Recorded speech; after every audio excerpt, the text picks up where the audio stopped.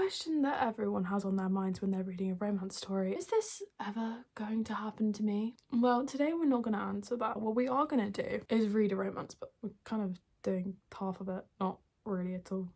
We're going to read How to Write a Love Story by Catherine Walsh. If you just ignore the fact that I've already read the first chapter, we'll talk about that in a second.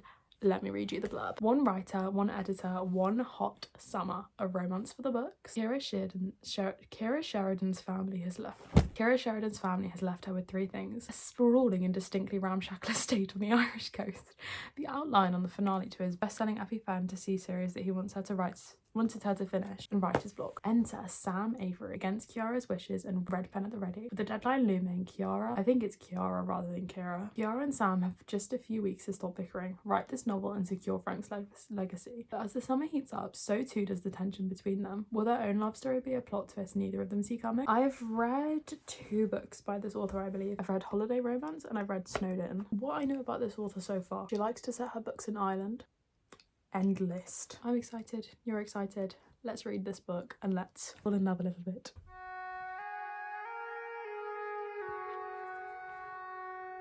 Now we just need the other half. Time to talk about the first chapter. What I know so far: dual POV. I'm already kind of liking the trope because it immediately started and he said I hadn't read the blurb, and he said he had a workplace nemesis, and I was like, I am so sick of workplace nemesis. They never actually hate each other, have some strange ethical problem because there's always a boss. How happy am I to then find out, oh, it's not his workplace nemesis, it's a different nemesis. The only thing that I'm slightly afraid of is when I picked up, I didn't realise that it has, and I quote, a very hot twist. I'm not the biggest fan of spice. It'll be fine. I'm excited to take a little trip to Ireland. Sam has already managed to take his shirt off. Not entirely sure how that's happened within the first page, but you know. I picked up the book for 2 seconds and I burst out laughing. Kiara! What? I exclaim as she stomps inside. Stop yelling at me, I'm on my period. No, you're not. We're synced. What? It's been 14 pages. We're synced.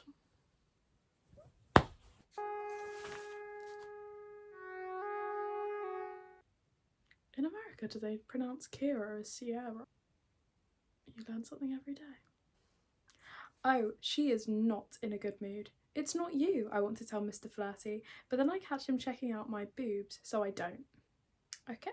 Nothing like this in the men chapter. Nothing like this in the chapter from the man's point of view. Pointing out, I don't think this is my humour.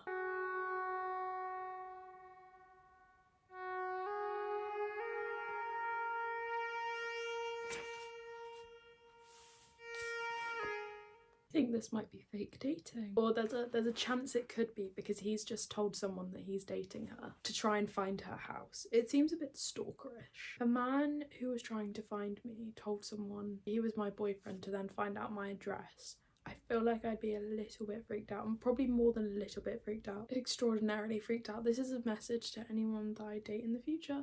Don't do that. Please don't do that. Please don't do that ever.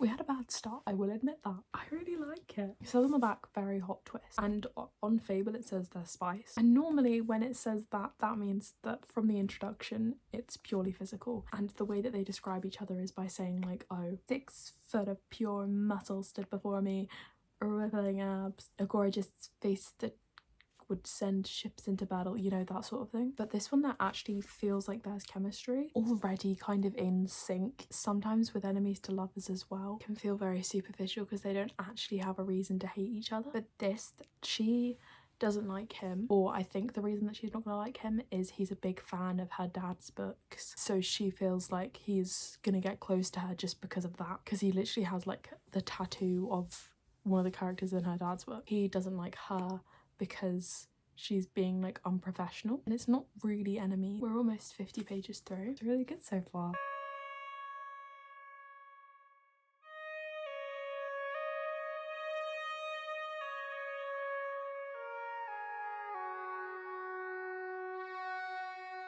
I started this book day before yesterday and we have less than 100 pages left. I've just been having so much fun with it. It's such like a cute book. and I really want to read more of her books. The writing style is really fun. I'm really loving the story. Obviously it's about a writer and an editor. I really like reading about like the publishing industry and like writing just as a whole. I feel like it's really interesting to read about. It's really cool because you're learning more about the story that her dad had written. Obviously it's like a book within a book, and I love the idea of like you're kind of learning that story almost subconsciously as you're reading through it. I really like how their relationship is built. It's felt very natural. Sometimes in books there's like in romance books you either have like a build up or like a switch, and this has felt very much like a build up, and it's felt very natural.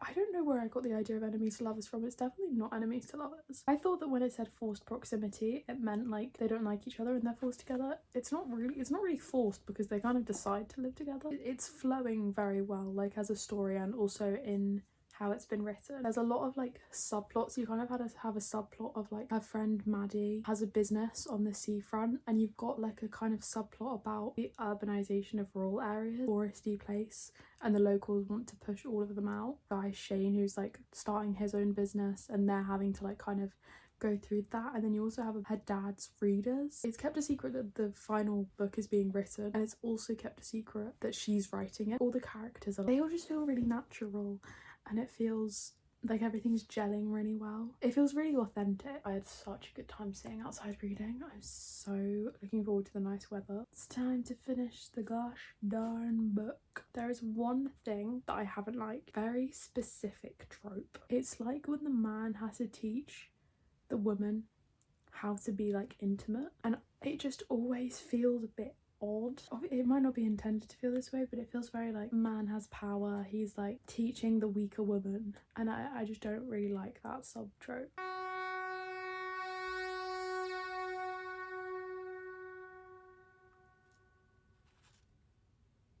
This has gotten so good. Epilogue. We're about to start the epilogue. I'll talk to you tomorrow because there is so much to say about this book. Have I finished the book? Yes. 4 stars. It was so good. It was so cute. It was so lovely. It was so just wonderful to read. It started off my summer reading list perfectly.